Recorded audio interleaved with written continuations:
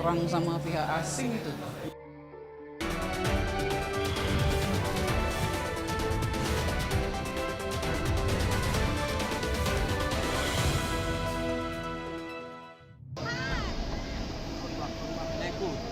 Jangan bang, tolong ale. Ini hidup mereka bang. Ini semua hidup mereka. Banyak yang berubah dalam kehidupan warga dusun Gunung Hasahatan, Sipirok, Tapanuli Selatan. Tak ada lagi demonstrasi. Warga berangsur tenang setelah lahan mereka dibeli dan mereka dipekerjakan North Sumatra Hydro Energy atau NSHE, perusahaan pengembang proyek PLTA Batang Toru. Namun sikap Juntak tak berubah. Ia tetap menolak tawaran kerja di perusahaan. Meski pada akhirnya, Juntak menjual juga sebagian lahan miliknya. Kalau saya menitiskan air mata, Pak. Karena saya lahir di sini, udah berumur saya 46 lebih, menjalani 47. Loh, hilangnya ini peninggalan-peninggalan nenek moyang kami. Di situ Pak, karena saya menitiskan air mata. Karena merasa, apa nanti sejarah anak kami?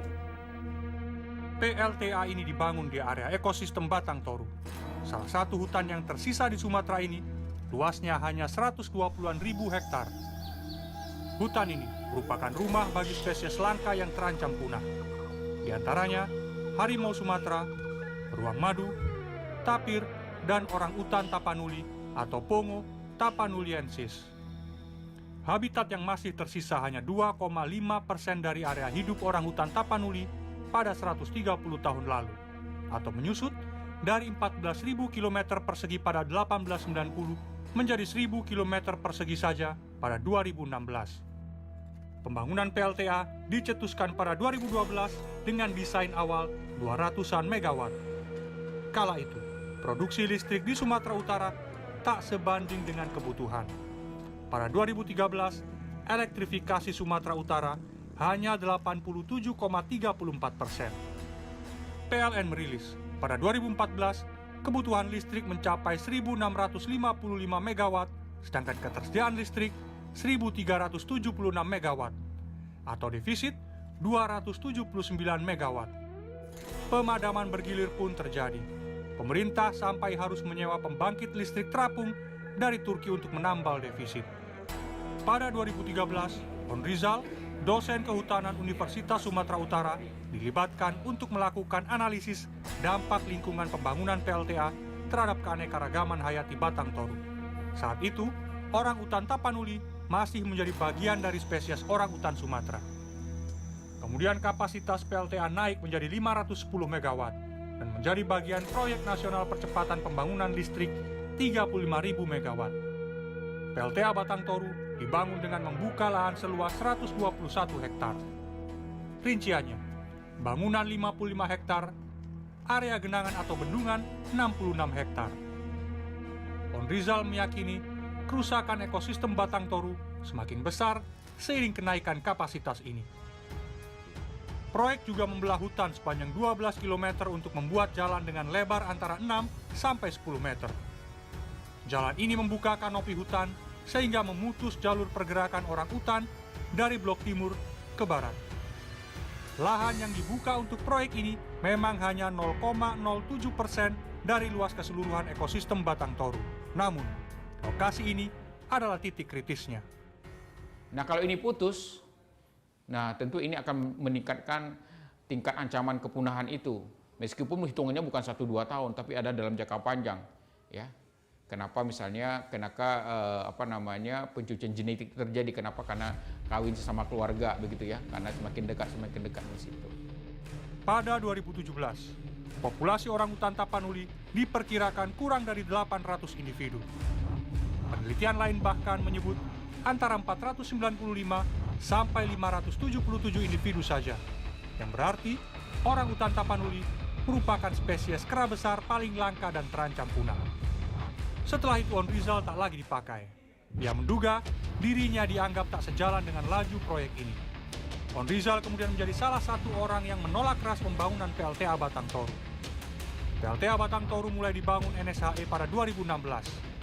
Biaya pembangunan proyek mencapai 1,6 miliar dolar Amerika Serikat atau setara 23,7 triliun rupiah.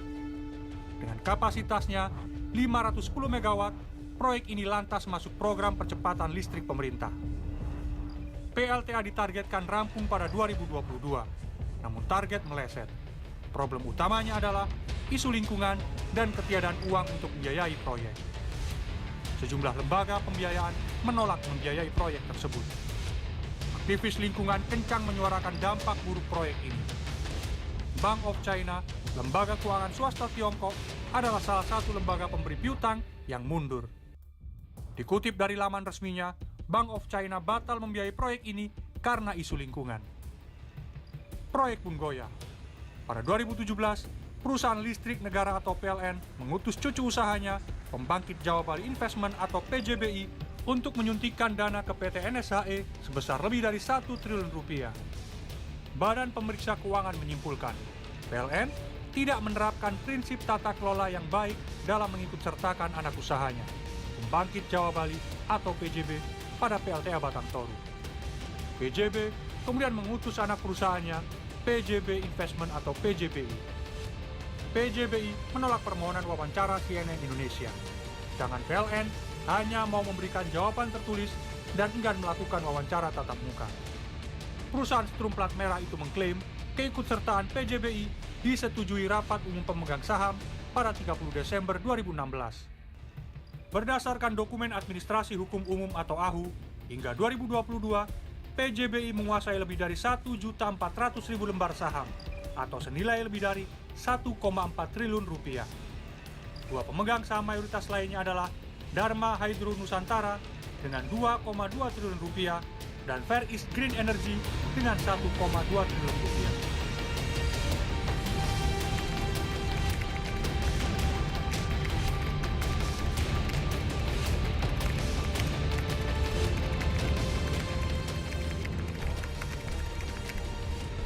Ancaman terhadap orang utan Tapanuli membuat Walhi Sumatera Utara menggugat izin lingkungan PT NSHE pertengahan 2018.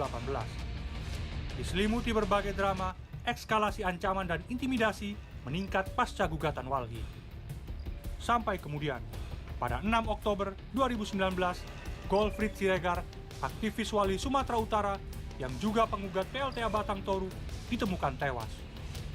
Polisi menyimpulkan Golfried tewas akibat kecelakaan tunggal. Namun bagi rekan seperjuangannya, kematian Golfried berkaitan dengan sikapnya pada proyek PLTA. Kami menduga itu tidak kecelakaan, itu dicelakai, dan kami menduga memang pasti ada hubungannya dengan yang kami advokasi pada saat itu. Segala cara dilakukan untuk meloloskan proyek ini. Menurut On Rizal, salah satunya adalah pemalsuan tanda tangannya.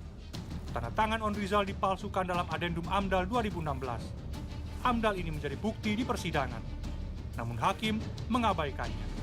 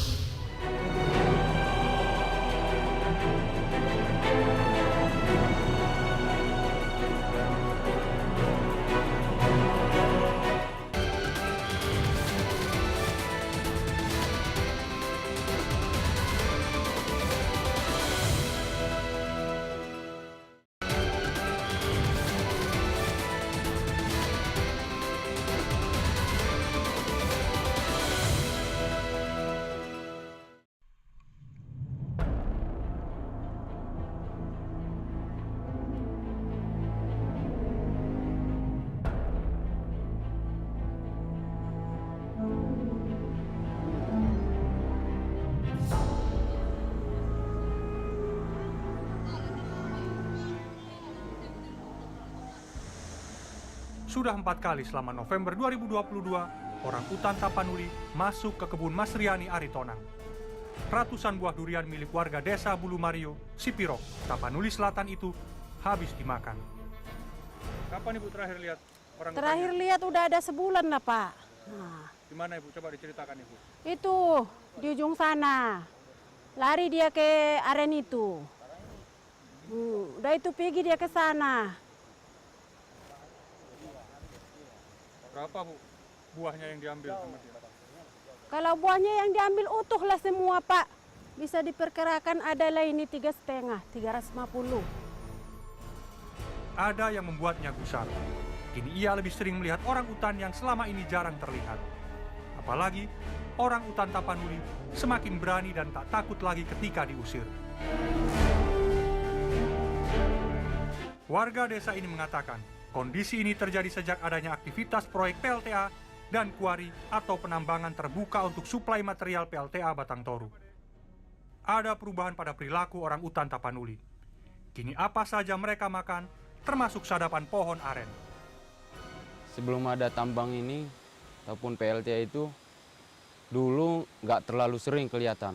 Tapi sekarang malah sering muncul. Jangankan orang hutan, malah harimau pun udah berhadapan sama orang pun udah pernah gitu. Dulu nggak pernah itu. Orang hutan paling kita dulu kelihatan diusir langsung pergi. Bedanya sekarang diusir malah dilemparnya kita. Iya. Sebaliknya, warga di desa Aik Batangpaya, lokasi utama proyek PLTA, mengaku sudah hampir 4 tahun tak melihat orang utan Tapanuli. Karena dulu sekali seminggu itu tetap kita jumpa di jalan itu. Ini kita mau rindu pun melihatnya, ya biarpun masyarakat itu ada yang takut, kalau sekarang nggak. Kayak saya lah, nggak pernah saya lihat lagi. Ledakan demi ledakan bergema setiap hari, memecah kesunyian hutan Batang Toru, sekaligus menimbulkan ketakutan bagi warga sekitar. Pada Desember 2022, tercatat 2 kali orang utan masuk desa Bulu Mario. Orang utan ini diduga berasal dari desa Aik Batangpaya. Situasi ini membuktikan aktivitas proyek PLTA memicu dan memperluas wilayah konflik orang utan Tapanuli dengan manusia karena rusaknya habitat. Desa Bulu Mario ada di sekitar kawasan habitat 24 individu orang utan di klaster selatan.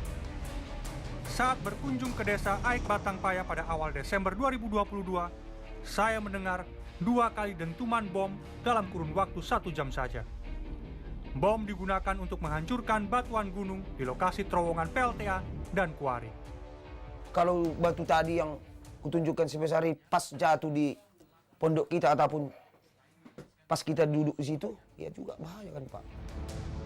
Dari berbagai informasi dan laporan warga, pada 2022 saja, setidaknya terjadi 9 konflik orang utan dengan masyarakat. 5 diantaranya bahkan sampai proses evakuasi.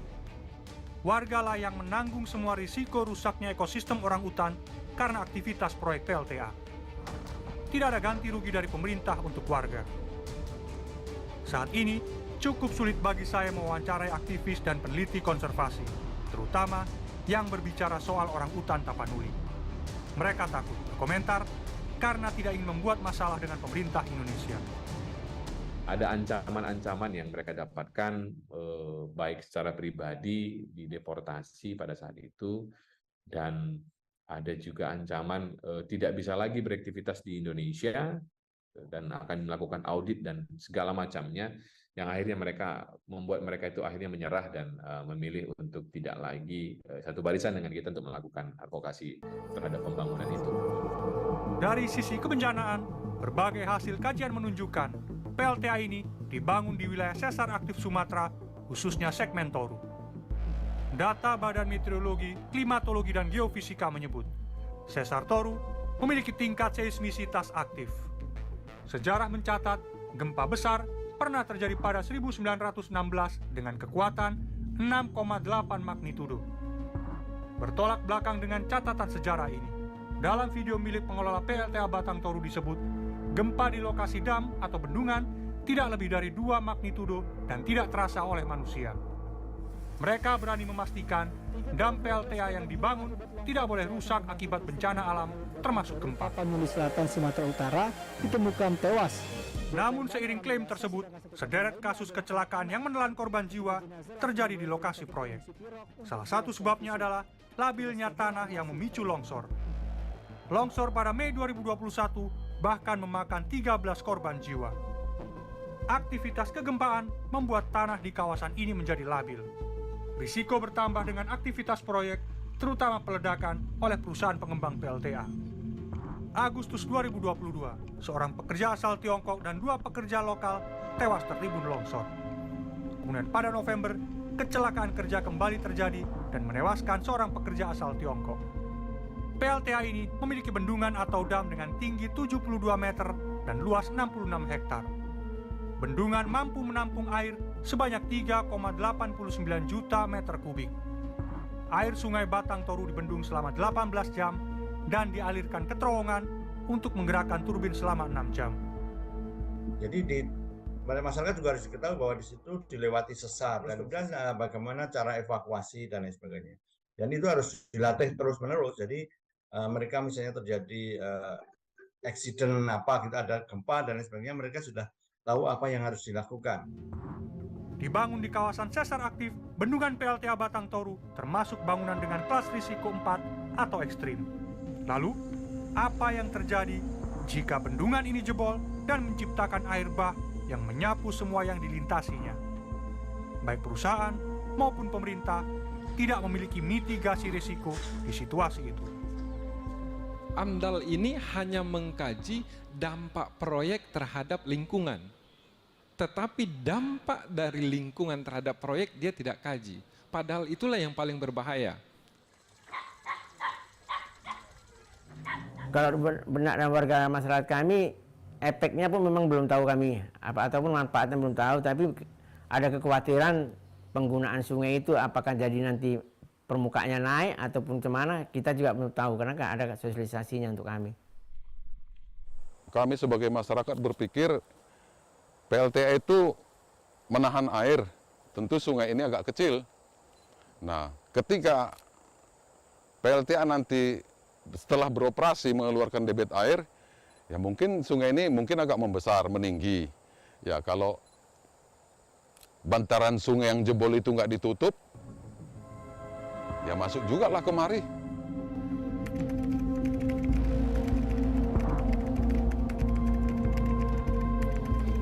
Nggak boleh ada pertanyaan macam-macam dong. Jangan, kita perang sama pihak asing itu. Itu pertarungan.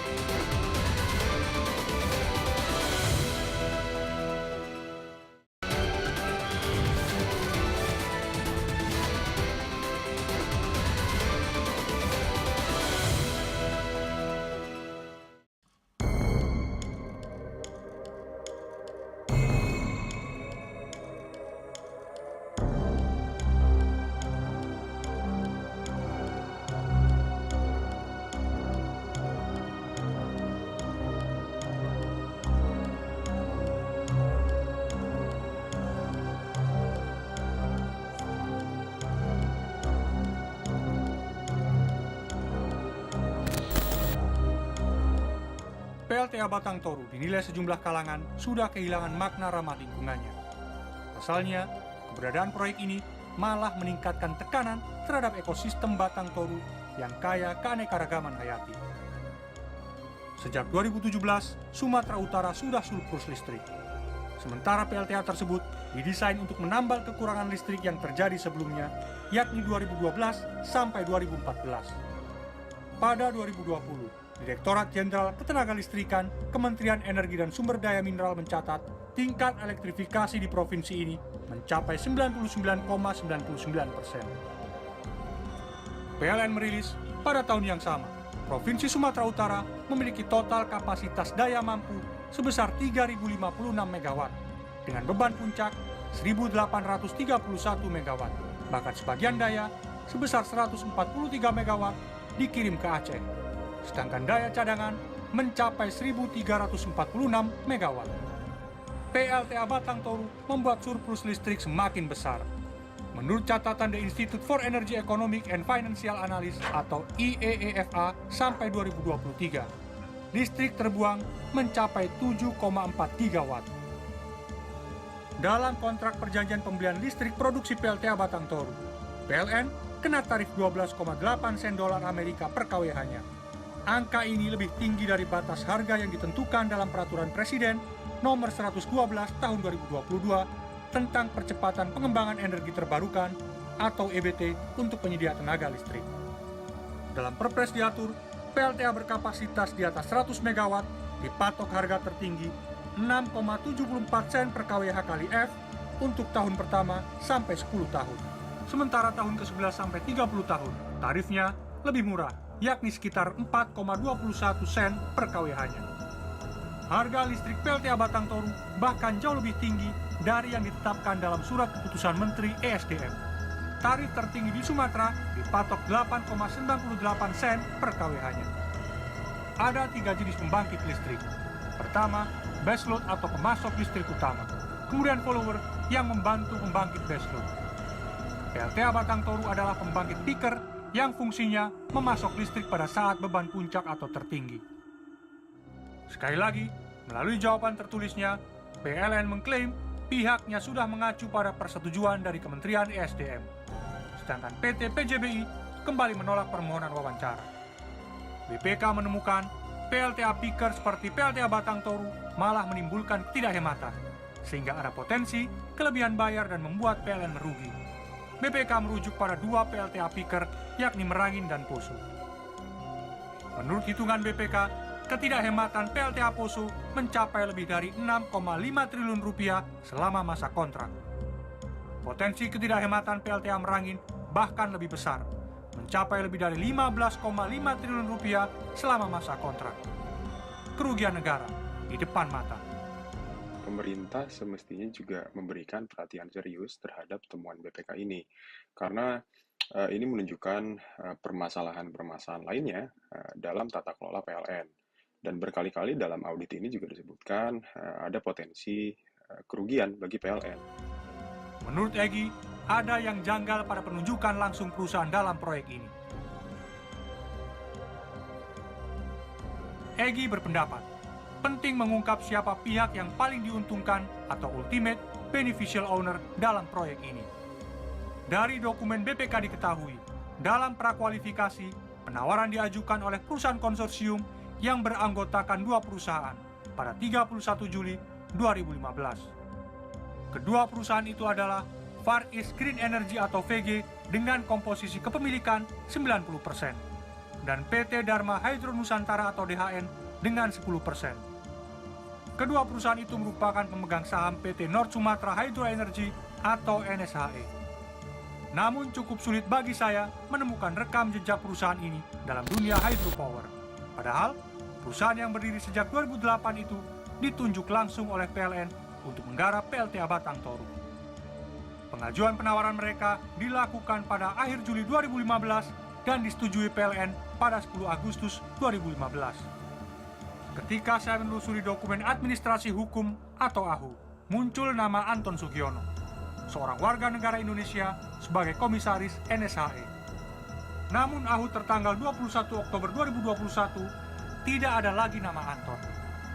Namun, berdasarkan dokumen AKRA atau AHU versi pemerintah Singapura tertanggal 14 Oktober 2021, Anton merupakan bagian dari Far East Green Energy atau VG. Saat ini, VG adalah pemegang saham terbesar kedua di NSHE. Selain itu, VG ternyata masih memiliki saham di PT Dharma Hydro Nusantara atau DHN, pemegang saham mayoritas di NSHE. Bahkan bisa dikatakan, VG adalah pemilik DHN melalui anak usahanya Asia Econo Energy Development yang berbasis di Singapura. Kami sudah mengajukan permohonan wawancara untuk mengonfirmasi sejumlah temuan ini kepada Anton Sugiono. Melalui pesan pendek, Anton mengaku sudah tak lagi di NSHE. Selebihnya, ia enggan diwawancarai.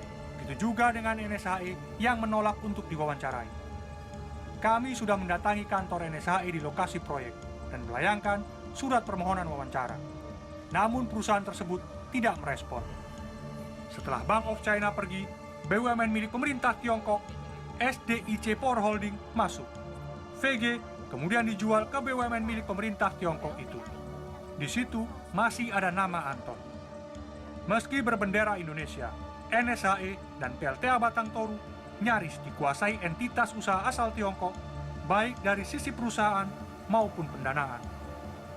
Lalu muncul pertanyaan, masih relevankah PLTA Batang Toru berkapasitas 510 MW digunakan sebagai peaker?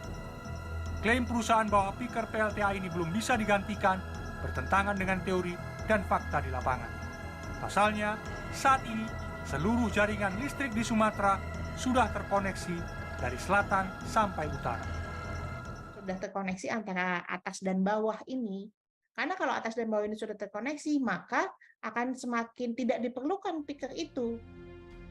Laporan yang disusun Brown Brothers Energy pada 2020 menunjukkan, jika rampung, PLTGU Sumbanggut 1, 3, dan 4 mampu beroperasi 24 jam dan menghasilkan 800 MW atau sekitar 1,6 kali lipat lebih banyak dari peak power yang dimiliki PLTA Batang Toru yang menghasilkan 510 MW.